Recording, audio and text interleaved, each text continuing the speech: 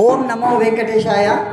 ఇప్పుడు మనం శ్రీమద్ భగవద్గీత 18వ అధ్యాయం మోక్ష సన్యాస యుగంలో 14వ శ్లోకం నేర్చుకునే ప్రయత్నం చేద్దాం.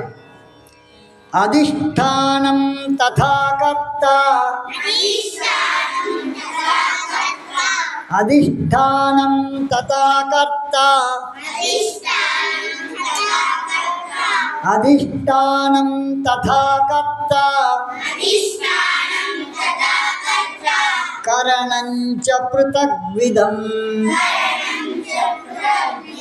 కరణంచ పృథగ్విదం, కరణంచ పృథగ్విదం, వివిధాచ్చ పృథక్చేష్టా, వివిధాచ్చ పృథక్చేష్టా, వివిధాచ్చ పృథక్చేష్టా, దైవం చైవాత్ర పంచమం, దైవం చైవాత్ర పంచమం, దైవం చైవాత్ర పంచమం, అధిష్టానం తథా కర్త,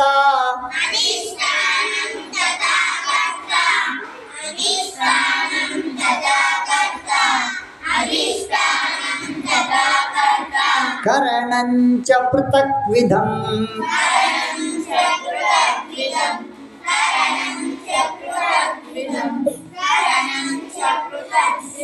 వివిధాచ్చ పృథక్చేష్టా,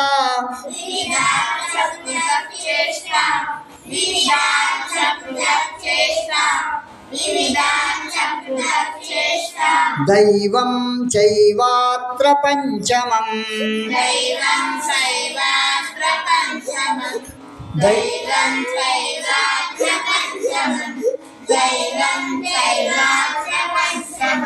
అధిష్టానం తథా కర్త, కరణంచ పృథగ్విదం,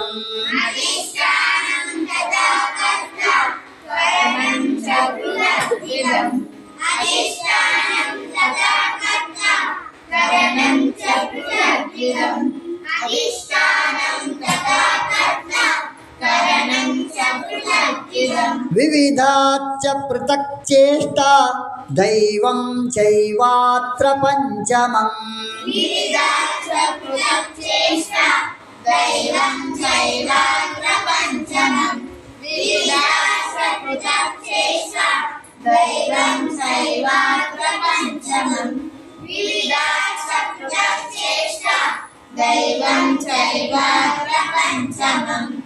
ఎక్దో ఎక్దో,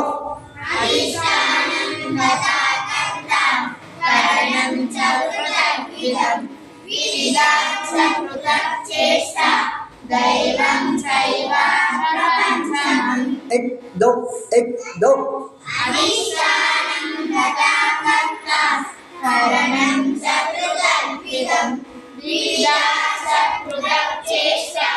దైవం చైవాత్ర పంచమం, ఎక్దో ఎక్దో, అధిష్టానం తథా కర్త, కరణం చ పృథగ్విదం, వివిధాచ్చ పృథక్చేష్టా, దైవం చైవాత్ర పంచమం.